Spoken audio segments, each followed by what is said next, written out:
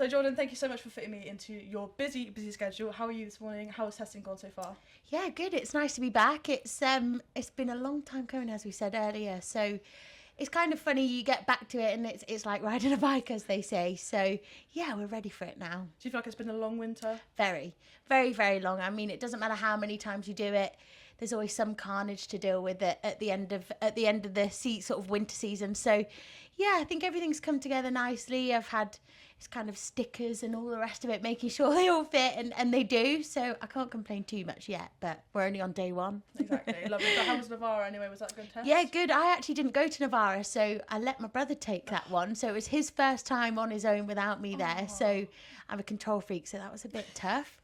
But yeah, we topped the timesheets, and I don't think I'm ever going to live it down.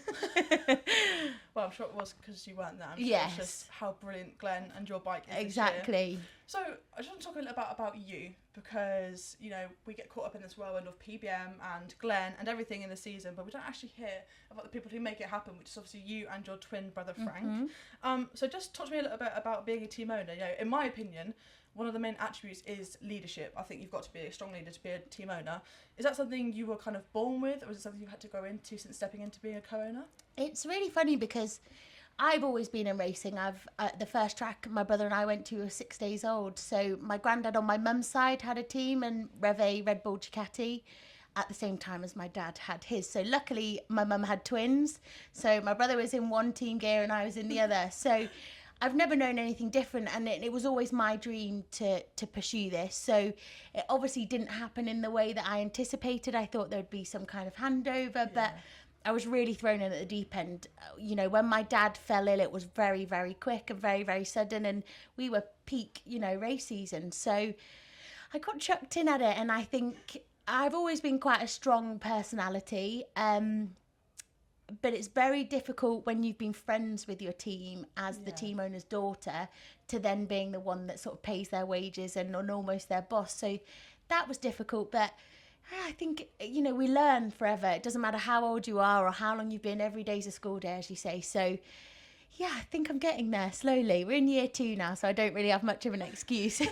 No, you're doing a fantastic job. Thank And obviously you. a massive inspiration to women in Thank racing you. in general. Just touching then upon you saying you got thrown into it in the deep end, obviously because of the sudden passing of your father, Paul. Was it ever in doubt that you were going to continue PBM, or was it kind of a decision you had to make over time? Yeah, it's really funny. A few people have asked me that before, and it was never a conversation. There was never a sit down at the dinner table. Do you kind of want to do this? It just happened. And I think that's often when things happen at their best, when it's fight or flight. We either run away from it or you either deal with it head on. So it was actually Cadwell Park of 2023. My dad was still around and still in hospital. And he said to me, this is your it's your time now. You've got to make your decision. So I legally didn't own the team at that point. So that was very, very difficult. So I could provide something called a letter of intent. So it wasn't a legally binding document, but I gave it to both Glenn and Tommy and said, I have it will happen, 2024 will be you pair, and off we go. And at that time, there were no friction between each rider. Yeah. So, that was a challenge. But yeah, for my brother and I, it was a real natural progression. This is my dad's legacy, and it's something I couldn't imagine life without. So it was straight into it as quick as we could to get the ball rolling. Oh, lovely. Well, it's so good that you and Frank have continued that on. Obviously doing extremely well, even though you've only had this team for 2 years, as just you two.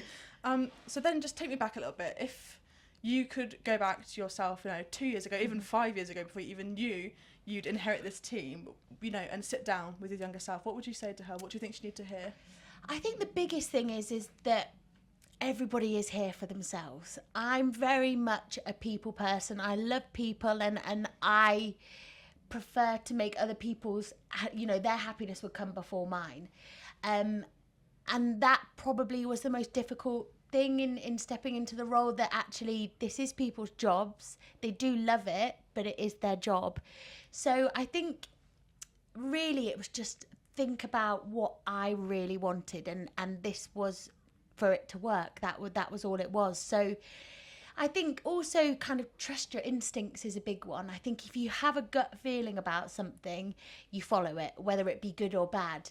So I think, I've been here long enough, and I do genuinely believe that if I couldn't do it, along with my brother, I don't think anybody could. So just to kind of back yourself, because if you can't back yourself, then nobody can. So yeah, that was a challenge, but I think we're getting there. No, I think that's something that a lot of people will resonate with, in that to back yourself 110%, because you're nothing without the support of yourself. 100%. So it's really encouraging to see you at such a high level, still having those same thoughts as many of us trying to get into racing. Aside from you, there are only a few other team owners. You've got the Dow Honda owner and Fei Ho as well. Do you feel this sort of sense of responsibility to represent women in motor racing? I think it's a really difficult thing, because I don't try to look at it being too much about women in racing. I think we're all here to do the same job, whether you be male or female. And I think it's really important to push it, because it is a sport that welcomes everybody. It's a very male dominated world, but it doesn't mean that there is no space for women. So that is always a challenge that I try to tread carefully with it, because you can kind of look at it too much and it almost puts people off, thinking, what, this is a real man's world, I shouldn't be here. Whereas it's for everybody. You've got to be able to take a bit of stick from the lads and have a bit of a laugh, and you've got to have a sense of humour. But whether you're male or female, I haven't felt like I've been taken any more or less seriously. I think we're very fortunate in BSB that there are multiple, female team owners. There are multiple women in the paddock that are doing very, very high and difficult jobs. And I think we can sort of set the precedent for everybody else in, World Championship as well. So, yeah, I feel like it's important, but equally there is space for everybody here. Perfect. No, I was just going to say, one of the good things about BSB, and I'm sure you'll agree, is how welcoming it is. There's a real family feel to the sport. Has its moments. Yeah, well, yeah, I'm sure. Has its moments, as a whole, it's the best championship in the world, and that's why we're all here. Yeah, not that you're biased or anything. Yeah, no, definitely not. Not biased at all. But in saying that, as I said, there is a family feel, especially in the fans as well. I feel every time I go to a race. But have there been any challenges you've had to overcome? Like, is there anything poignant in your mind you think that was a massive hurdle? And how did you kind of overcome that? The biggest thing is, as everybody knows, this isn't a cheap sport. It's so expensive, from feeding the team to running a bike to paying the wages. It's very, very expensive. And for me, there is no family backing anymore. So the whole of PBM is solely run on sponsorship. So finding the sponsorship and actively seeking it and pulling it off is a real challenge. And that's something that, it never ends. There's no such thing as too much money in motorsport. So I'm very, very fortunate that my dad had some great sponsors. Hager, for instance, have been with us this year for 11 years. And they started, as a small sponsor and now a title sponsor. So I'm very grateful that I had quite a lot of people to walk into and they were there. But I think if you were starting a team purely from scratch and you didn't know anyone, that would be a real challenge. So that's obviously a very difficult part. But the other thing is just making sure everything comes together, because there's so much to do. So it's never ending. And I think you can have all these ideas, but making it actually come together and bringing the right people in for the job is very, very difficult. So probably the biggest challenge I face would be Glenn and Tommy in 2023. Yeah. That was a real challenge with what I was dealing with at home with my dad, and then being chucked into what was really difficult and something that is part of history now, and a big part of it was a real challenge. And I felt very much under the microscope with it. I felt like all eyes were on me to kind of be the figure of authority, and as I said before, it wasn't legally my team, so I felt in a really difficult position. So I think overcoming that, I feel like I can overcome a lot now. Maybe not everything, but a lot. It's just learning every day on the job. Exactly. So how did you overcome that challenge? Obviously, that was a very, very heated, and especially in the last few rounds in 2023. How did you navigate that hard time within the team? It was just kind of take it day by day and make everybody realise what we are actually here for. Every single rider from the top to the bottom of this paddock is here for the same reason. We all want to win. And ultimately it has to be safe at the same time. Yeah. Everybody needs to be sensible. It's not tiddlywinks, as they say. So we need to be, there's a respect element, and whether that's respecting each other on track, but equally respecting the people around you. And I was going through a lot. You know, my team are away from their family at race weekends. They miss weddings, birthdays, funerals, you name it. You know, they miss it. So it was just to kind of strip everything back and remind ourselves of what we're here for. But without coming across in it's a difficult thing, because my dad had a real presence. He walked in the garage and everybody knew he walked in, and I will never, you know, I'll never be able to do that, but at least let them know that I'm serious about it, and if you mess about, then you're out, basically. But it was a challenge. Yeah, no, I definitely appreciate that. And obviously then, looking into 2024 and 25, you've only decided to run one bike with Glen Irwin. Was there any decision behind that? Because I know you touched on, as just said a second ago, you had the intent of running both Glen and Tommy. So what changed? So we did have two bikes, obviously from 2023, and Tommy Ryder's bike was sold without me knowing. So a member of my dad's side of the family decided to get rid of it. So I actually had no choice. It was run one or nothing. Equally, in a way, it was a blessing in disguise. Scaling back as a first year as a team owner, because as much as the infrastructure was there, it was my first year. Yeah. Everything's much more manageable with one. It's still a lot. It's still a big operation. But scaling back was definitely the best thing to move forward. The other thing is there's a new bike coming out for 2026. So it was either, after Tommy's bike being sold, do I buy another one? And it's a lot of money to go out when I have to buy two more, hopefully going to two riders in 26. Do I have to buy another two bikes? So it was a really difficult scenario, because it was out of my control, but really I would go with it being a blessing in disguise now, for sure. Yeah, lovely.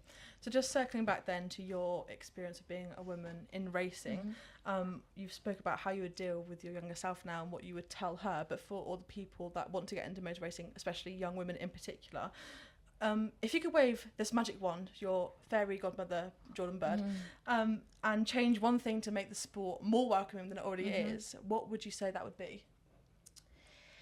That's a really tricky one, because a lot of it, you can place yourself in the most prominent position to get to where you want to be, but often it is just being in the right place at the right time. And I think if you could see time travel a little bit and see what that right time is and plonk yourself right there, then that would be ideal, because a lot of people have the talent, or they have the passion, or they have what's needed to do it, but they're just not in the right place at the right time. You know, whether it be a job in a team, or, you know, working at the track or anything, it's all about timing. So if you could know what the timing was, put yourself right there, then I would be all over that. And we've spoken about how much of an inspiration you are. Well, you might not take the credit you need to give yourself for, but you are such an inspiration to women across the paddock. But who inspires you, or what drives you every day to make PBM the best team it can be? Honestly, I really myself. That's the only way to say it, because I know this has been my dream forever. And this is a legacy that my dad was left behind, so it's really important for me to continue that. But also, like, I want to be the best version of myself, and I want to leave a story for my children and my grandchildren and great-grandchildren that they're proud of, and hopefully they will continue it. And I think it's all about, like, we're only here once. I think it's so important that everybody has a story to tell, and I do genuinely believe that this is my story. Oh, Jordan, that's so lovely. Obviously, you've got that legacy from your father that he's passed on to you and your twin brother, Frank. So that's really lovely. And so nice to see the PBM name still in racing. Talk to me then about being a team owner, then a bit more general. What is it like day to day being co-owner? Do you know, it's great fun. Like, it's just the most amazing world to be part of. When it's good, it's good. When it's bad, it's really bad. There's no in between. It's a lot of organisation, a lot of behind the scenes things that people would never even think of. It's, you know, sorting out insurances and opening bank accounts and all of this stuff that you just it has to happen to go racing. So, but it's great. I think the competition's great, and to come back here, and it really is another world, and everybody's here for the same reason, and it's just like, if I could have everybody do it and bottle it up and sell it to them, I would, because it's the best sport in the world. So yeah, it's very, very challenging, and the job is never done. That took a bit of getting used to, because I love a list and I love finishing a list, and there is never an end to a team owner's list. So that took a bit of getting my head around. But yeah, it's just, I think when you love what you do, it's easy. You know, you get up and I enjoy going to work. I can't even say it's going to work, to be honest with you. The biggest thing really, I have a great team manager, Johnny. He's amazing. So he deals with quite a lot of the technical side of things, but there's big decisions to be made, whether it be, you know, saying what tyres we want to run, and just from top to bottom, making decisions is a daily occurrence. Oh, nice. I'd love to do that. I'd love to step into your shoes for a day and just see the whirlwind that you have every day. It is a whirlwind. That's the only way to describe it. It's an absolute whirlwind. It's just a roller coaster. Love it though. And it's like a really unique perspective, because obviously people do follow the mechanics or the rider or that, but it's really interesting to hear what you do every day, like insurances. Who would have thought? Yeah, exactly. Okay, I'd not do that part, but maybe we'll leave that. Stuff. Yeah, you can keep that part. So you do have quite a presence now in the sport. It's really lovely to see, especially on social media now with the introduction of that, especially over the past few years. If there's one behind the scenes moment that never makes it to social media that you see all the time, what would you want it to be? Like, how would you share that with the fans? I'd love people to see how long the hours are, let's say, because I could be settling down for the night and it's 11 o'clock and my phone rings, or it's 5 a.m. and my phone rings, or it's a Sunday night and you think, oh, just have an early night, and I get a text message and it's a bomb drop. It's just, it is constant. But I think anything that's worth having shouldn't come easy.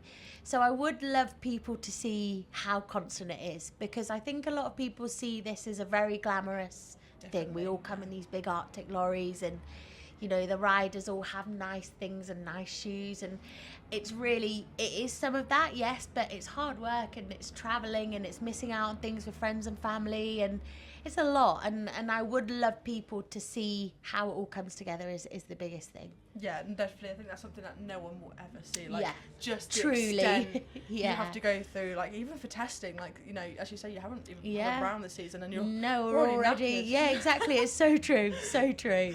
So I couldn't speak to you and not talk about Glenn Irwin, who's obviously been with you for quite a while now. As I said, you've only have one bike now. Obviously, perhaps that might change in 2026, depending on the new bikes. But apart from obviously Glenn being with you for a while, what makes him the man to represent, you know, your dad, but PBM more in general? I think Glenn on his day is unbeatable. I think we've seen it a few times, and he has almost this glimmer in his eyes that he is. Speak of the devil. He just. On his day, I know nobody can beat him. He is a team player. He loves what he does. He's got a great family. They all understand racing. They're never in the way. They know what's what. Like, he just slots in ideally. And I think not even for me, but PBM as a whole, when my dad was around, it takes a certain person to be a PBM rider. And you can't learn to be that person. I think you truly are worthy of being a PBM rider, and that's all thanks to my dad, and Glenn is sort of exactly what I would ever want, really. So I'm very fortunate. He does make my job difficult on occasions because he's just a character. He has his challenges, as does everybody, but he really is on his day unbeatable, and he seems to have an air of confidence around him this year, and for me that's infectious. So I think we're going to be in for a good year. Well, I can't wait to have plans out. Just touching on that then, you said Glenn is unbeatable, but obviously the last 2 years he's like almost fallen at the last hurdle. He had that crash at Brands in October, which kind of set him back then, and obviously it was neck and neck between him and Tommy for 2023. You didn't know which way to turn, really. So have there been any changes apart from Glenn having this newfound confidence? What's the approach been for this season? Has there been anything you've dramatically changed? I kind of almost, if it's not broken, don't try and fix it. So there's a lot that is great and would never need to change. We had a real trouble last year with a component on the bike. It was no secret. There was some pretty, let's say, exciting to watch moments of things blowing up and all the rest of it, and that really did hurt us when it came to the end of the year. We've seen 2 years in a row, Tommy won by half a point and Kyle won by a point last year.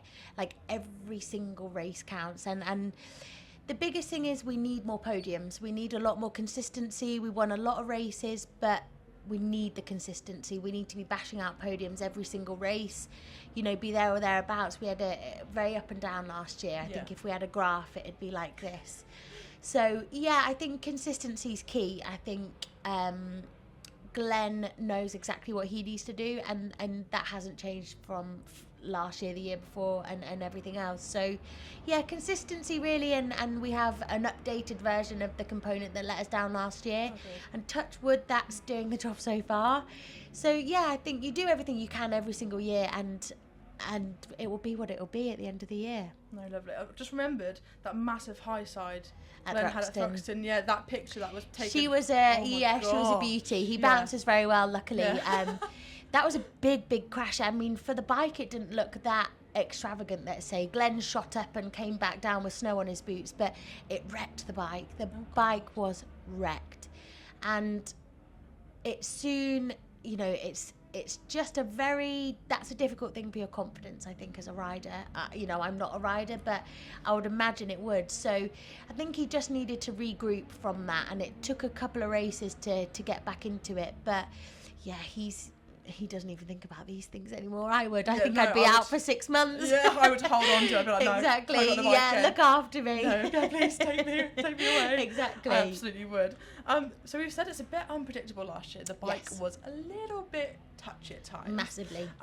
So if you had to give the bike a personality, describe it as a person, how would you say they are? Sensitive. The boys call her a she, so we'll go with that. Is very sensitive to everything, whether it be temperature, tyres, changes, everything. She's very, very sensitive. But she's an absolute beast at the same time. She is savage, but on her day as well, the bike is unbeatable, absolutely unbeatable. And Ducati are brilliant, and they work so hard, and it's showing throughout every championship they're in, whether it be in America, MotoGP, World Superbikes, and down to us here at BSB. So, yeah, she's an animal. Lovely animal. Yeah, she's beautiful. She is a work of art. But, yeah, when she's having a bad day, and Thruxton is obviously, again, no secret, we struggle there. That's when she's not the kindest and nicest of things, and I would happily get rid of her that day. But yeah, I think everywhere else on a whole, it's I wouldn't wish to be on anything else. Yeah. Oh, that's so lovely. Yeah. Just then, a little cheeky one. You have made it to World Superbikes before. Yes. Any plans to do that in the future? Would you like to, well, I think anyone would like to go to World Supers. Is that something? It's a really difficult one, because there's quite a lot in terms of technical regulations at World Superbikes that are very difficult at the moment, and they're in a tricky period where they sort of don't know what route they're going. I have a really big desire to get to 10 championships here at BSB, and BSB really is part of me, let's say. So who knows what the future holds, but we've done MotoGP, we've done World Superbikes, and we've also done BSB. So it's a tricky one, really. Yeah. I would, if the scenario was right, and if everything was right, I would definitely go there. But there's no reason why I wouldn't do World Superbike and BSB. It's, nothing's out of the question, let's say. Oh, nice. Fingers crossed for you never know. A debut. I might be here. I might be with a tan every time when we're in World Superbike, so it's a bit better than Knockhill, isn't it? What I say, yeah. Raining Knockhill every year. Exactly. So I'm just going to finish on a few more general questions, because I appreciate you are very busy, so thank you for your time. No, it's no worries. It's the rogue one.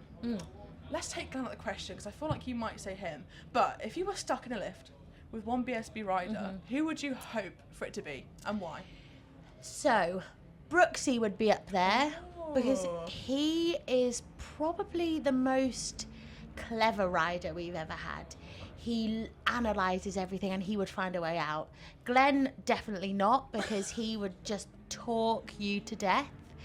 I feel like I probably would go with Josh, because he'd get us out, and I'd feel very confident that we wouldn't be in there very long. So you'd go for smart, not humour. Definitely.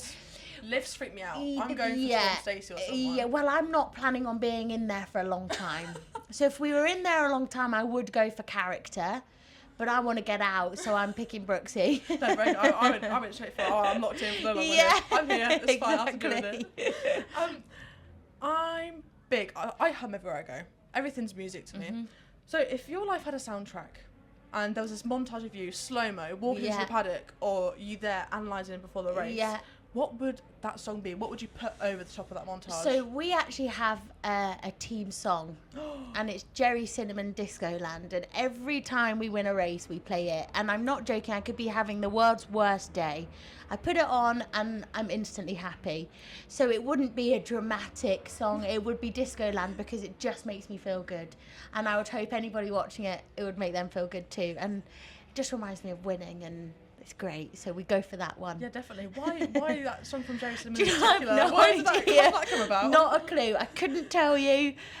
Every single member of the team knows every single word, and it gets played every time, but I couldn't tell you where it comes from. Not a clue, but it just happened. It's often the best way. Yeah, about to say. Still lovely though. Exactly. Great song.